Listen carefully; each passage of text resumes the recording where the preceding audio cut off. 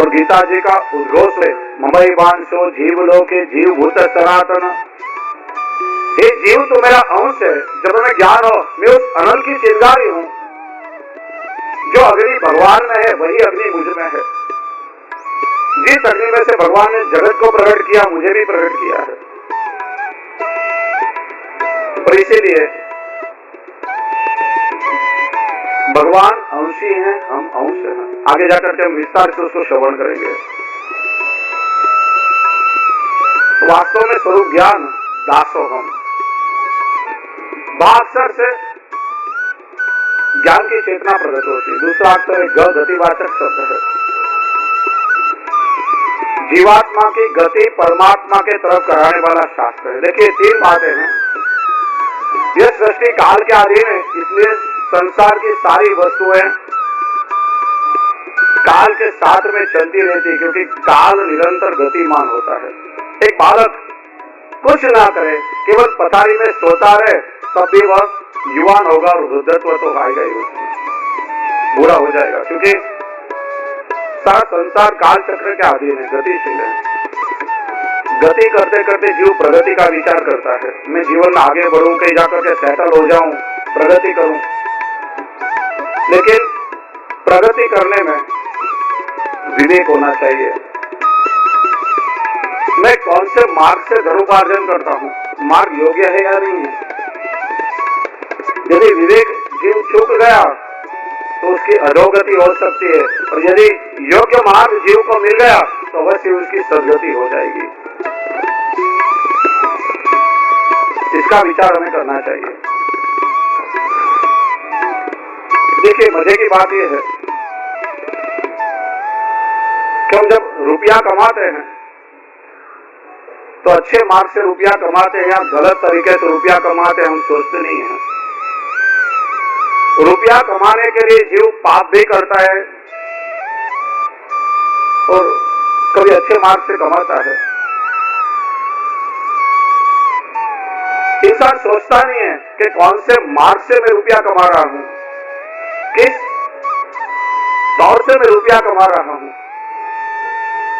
बस केवल रुपया कमाने का एक भूत दिमाग में सवाल होता है, जैसे आवे वैसा रुपया कमाना है। लेकिन मजे की बात देखिए, जो रुपया कमाने के लिए आप अच्छा या बुरा कर्म करते हो, तो रुपया कमाते हो, वो सारा रुपया यहाँ छोड़ करके आपको जाना पड़ेगा, लेकिन उसके लिए किए गए कर्म आपके साथ में आने वाले हैं। इतना जीव भूल जाता है। बस एक छोटी सी बात ख्याल में रहे तो आदमी सावधान हो जाए। जो रुपया कमाने के लिए आदमी भला बुरा कुछ भी करता है, वो रुपया यहाँ छोड़ करके ही जाना है, और उसके लिए किए गए कर्म आपके साथ में परलोक तक आएंगे और उसी कर्म का फल भोगना पड़ेगा। देखिए कई बार हमारे संतानों पर हम बोझ डालते हैं, बेटा चिंता मत करो, 7 पीढ़ी खाओ, इतना तुम्हारे लिए मैं छोड़ करके जाने वाला हूं। वास्तव में हम छोड़ करके जाते नहीं है, हमें छोड़ करके जाना पड़ता है। मैं आपसे एक प्रश्न पूछा, आप साथ में ले जा सकते हो क्या? हाँ या ना? है कोई व्यवस्था ऐसी? मानो आरबीआई या एसबीआई की एक आध ब्रांच ऊपर खुल गई तो कोई छोड़ के जाने वाले हो क्या? हम छोड़ के नहीं जाते, हम हमारे बालकों पर कोई एहसान नहीं करते हैं, छोड़कर जाना पड़ता है। लेकिन उसके पीछे किए गए कर्म हमारे साथ में आते हैं। इसलिए प्रगति करने में भी विवेक होना चाहिए। भागवत हमारी गति प्रभु की तरफ कराने वाला शास्त्र है। जीवात्मा की लौकिक गति को रोक करके उसकी गति प्रभु की ओर करवा देता है। तीसरा अक्षर है वह वरिष्ठम सर्वशास्त्रेषु। आत्मकल्याण के जितने भी साधन इस कलयुग में है, जितने भी शास्त्र या ग्रंथ हैं, भागवत सारे शास्त्रों में वरिष्ठ है। प्रश्न आता है महात्म्य में, ब्रह्मा जी को आश्चर्य हुआ कि केवल 7 दिन श्रवण करके परीक्षित की मुक्ति कैसे हो गई। ऐसा भागवत जी में क्या है? और सामान्य रूप से राजा सारे नरक की गति के अधिकारी होते हैं। देखिए मैं नहीं कहता हूं, शास्त्र कहता है राजा या तो न्यायाधीश जो होता है उसको नरक की गति मिलती है, क्योंकि न्याय करता है केवल और केवल प्रमाण के आधार पर। जो सारे एविडेंस उसके पास होते हैं, और एविडेंस गलत भी पैदा किए जा सकते हैं, पुरावा खोटापन हो ही सके हैं। कभी कभी निर्दोष व्यक्ति को भी दंडित करना पड़ता है, और निर्दोष क्या है किसी को छोड़ती नहीं है। इसलिए राजा या तो न्यायाधीश, सबको नरक की गति मिलती है। और परीक्षित को तो ऋषि का श्राप मिला था, 7 दिन में कैसे मुक्ति मिल गई? ब्रह्मा जी ने सत्यलोक में एक बहुत बड़ा विशाल तराजू बनवाया। तराजू के एक पलड़े में जितने ग्रंथ, शास्त्र या आत्मकल्याण के सारे साधन रखे, और दूसरे पलड़े में श्रीमद् भागवत जी को पधराया।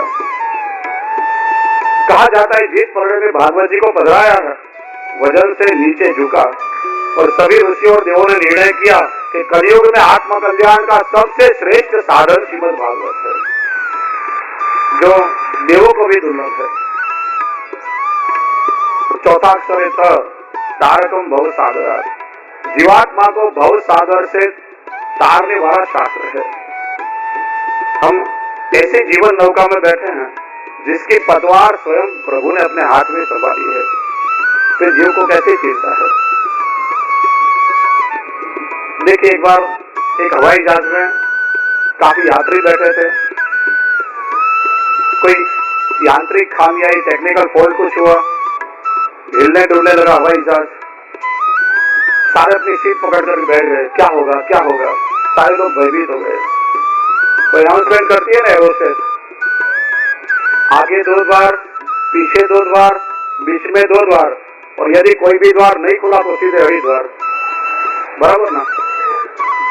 सारे लोग भयभीत हो गए, क्या होगा?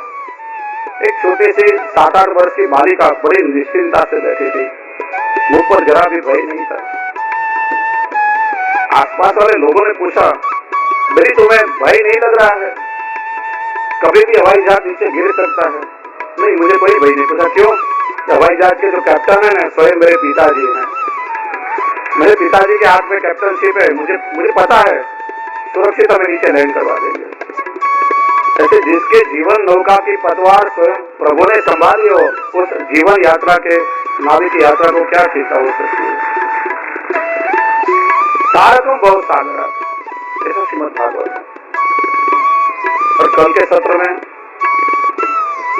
श्री जी बाबा के भांग में स्वरूप के साथ हम श्रीमद् भागवत जी का दर्शन करेंगे। केवल एक मंगलाचरण का श्लोक आज प्रारंभ करें। सच्चिदानंद रूपाय विश्वोत्पत्त्यादि हेतवे तापत्रय विनाशाय श्री कृष्णाय वयं नमः। एक श्लोक में व्यास जी ने भगवान का परिचय हमें कराया है। किसी ने पूछा होगा, बार बार तुम कहते हो भगवान का भजन करो, भगवान की सेवा करो, भगवान की उपासना करो। भगवान कौन है? उनका रूप कैसा है? करते क्या है? भगवान का स्वभाव कैसा है? और वो भगवान कौन है?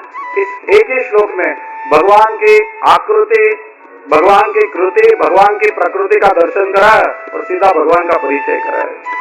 भगवान की आकृति क्या है?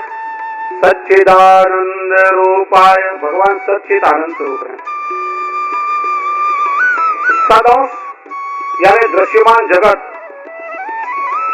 भगवान के सदंश में से जगत का निर्माण हुआ। इसीलिए श्री महाप्रभु जी ने मायावाद का खंडन किया है। मायावाद कहता है ब्रह्म सत्य, जगत मिथ्या। श्री महाप्रभु जी ने बताया ब्रह्म सत्य है, जगत ब्रह्म का ही आदि भौतिक स्वरूप है। ब्रह्म अवतार भी जगत में रहता है। ब्रह्म सत्य है तो ब्रह्म का सृजन मिथ्या कैसे हो सकता है? श्री महाप्रभु जी जगत और संसार को अलग बताते हैं। ब्रह्म सत्य है, जगत सत्य है, लेकिन संसार अहंता ममता के कारण मिथ्या है। मैं और मेरा, ये अहंता ममता संसार के साथ जुड़ी हुई, इसलिए संसार मिथ्या है।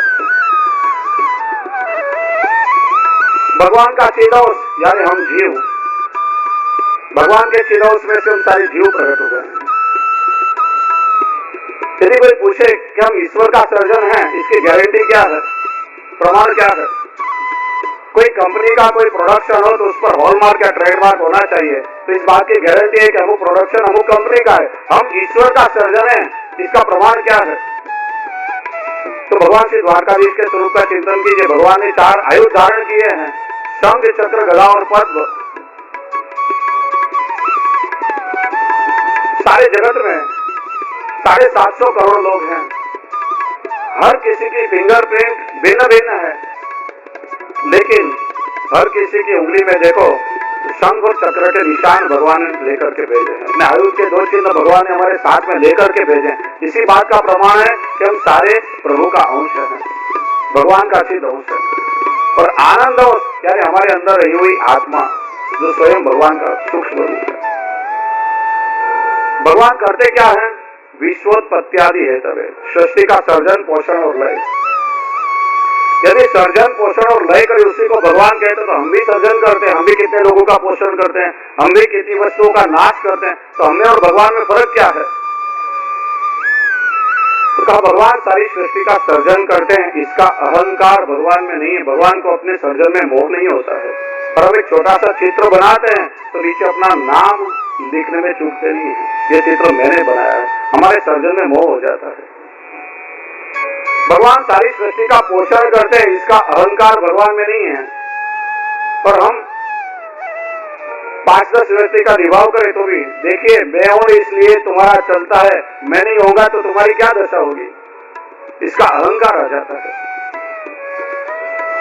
भगवान सोना की द्वारका बनाते भी और डुबो भी देते हैं, सृष्टि का सर्जन भी करते हैं और लय भी करते हैं, इसका दुख भगवान को नहीं है। और हमारे हाथ से कांच का बर्तन भी यदि टूट जाए तो हाय हाय मेरी बर्नी फूट गई, दुख हुए बिना नहीं रहता है। भगवान का स्वभाव कैसा है? तापत्रय विनाशाय, अनंत अनंत दोष करके भी यदि जीव एक बार भगवान के चरण पकड़ ले, भगवान की शरणागति स्वीकार ले, तो उसके आधिभौतिक, आध्यात्मिक और आधिदैविक, हमारी भाषा में कहे तो आदि व्याधि उपाधि, तीनों प्रकार के दुख को भगवान हर लेते हैं, हरण करते हैं। इसलिए उनका नाम है श्री हरि। कर्षति इति कृष्ण। गोपी गीत में गोपियां कहते हैं ना, प्रणत देहि नाम पाप कर्षणम। प्रणत केवल नत नहीं, सर झुकाने की क्रिया को हम नमन कहते हैं, लेकिन नमन नमन में भेद है। बहुत नमे नादान, दगलबाज दूना नमे और चित्ता चोर कमान। प्रणत यानी समर्पण पूर्वक भगवान को वंदन करना। हे प्रभु, जो जीव आपके प्रणत हो जाता है उसके पाप, ताप और संताप को आप हर लेते हो, ऐसे आप बड़े कृपालु हो। भगवान का स्वभाव है। और स्वभाव किसे कहते हैं? जो जल्दी बदला नहीं जा सकता। किसी व्यक्ति का बड़ा लोभी स्वभाव हो और किसी उदार चरित्र वाले व्यक्तित्व को देखे और नक्की करे आज से मैं कभी लोभ नहीं करूंगा, लेकिन जल्दी जेब में हाथ जावे ही नहीं, क्योंकि स्वभाव में रहा हुआ है। सत्संग में आकर के बैठे हो और हम नक्की करके आज के बाद में कभी क्रोध नहीं करूंगा। क्रोध बड़ी बुरी बला है, आगे हम चर्चा करेंगे साइंटिफिकली। लेकिन जहाँ घर में आए छोटी छोटी बात में क्रोध आ जाता है, क्योंकि स्वभाव में रहा है। भगवान का स्वभाव है कि कैसा भी जीव हो, कोई भी योनि का जीव हो, अनंत अनंत दोष करने के बाद यदि प्रभु के चरण पकड़ ले तो उस पर केवल कृपा ही करते हैं। और वो भगवान कौन है? तो अंत में परिचय दिया, श्री कृष्णाय वयं नमः। ऐसे श्री कृष्ण क्या है? स्वामी जी सहित कृष्ण के चरणारविंद में मैं वंदन करता हूँ। प्रथम मंगलाचरण में प्रभु को वंदन किए। इसलिए ब्रह्म यानी सर्वम खलु इदं ब्रह्म, जो सर्वत्र व्याप्त है, कण कण में व्याप्त है। अज्ञानी का क्या कहेगा? भगवान कहाँ है? हिरण्यकश्यप ने प्रहलाद से पूछा था, बता तेरा भगवान कहाँ है? तो श्रद्धा का प्रतीक है। प्रहलाद ने उत्तर दिया, पिताजी मत पूछो मेरा भगवान कहाँ है, ऐसे पूछो मेरा भगवान कहाँ नहीं है।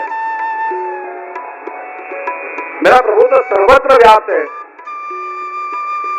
दूध के प्याले में शक्कर की सारी कण घोल मिर्चों के कौन सी कण कहाँ है तो कैसे बताओगे? मेरे प्रभु तो सर्वत्र हैं। ऐसा अज्ञानी कहेगा कि भगवान कहाँ है, और भक्त क्या कहेंगे, मेरे